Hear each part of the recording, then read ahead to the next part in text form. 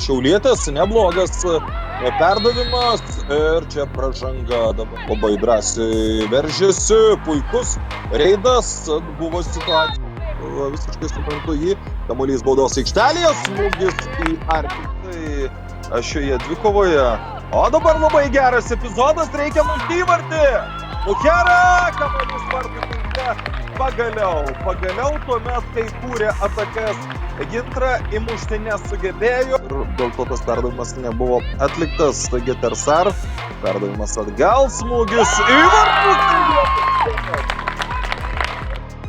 Nebejoju, Davidson į baudos aikštelę, geras perdavimas.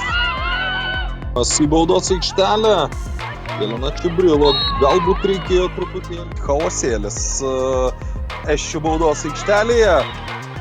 Ir nereikalinga pražanga dabar visiškos irgi yra kuriamas kitaip, nei tai buvo pirmajame kėlinyje. Alekson į kairį kraštą, ten jau laukia Tristan, geras perdavimas ir kamuolys vartų tinkle.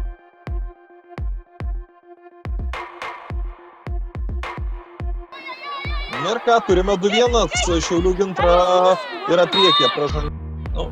Gal nėra labai daug. Girdote Rimanto Viktoravičiaus dar vieną piktą repliką.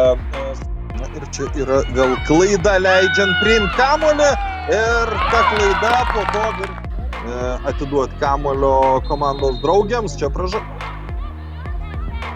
Pavyksta išsilaikyti su kamuoliu.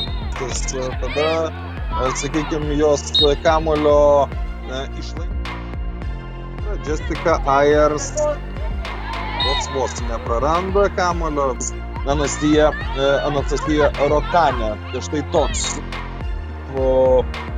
kaip pasiekti tą tikslą.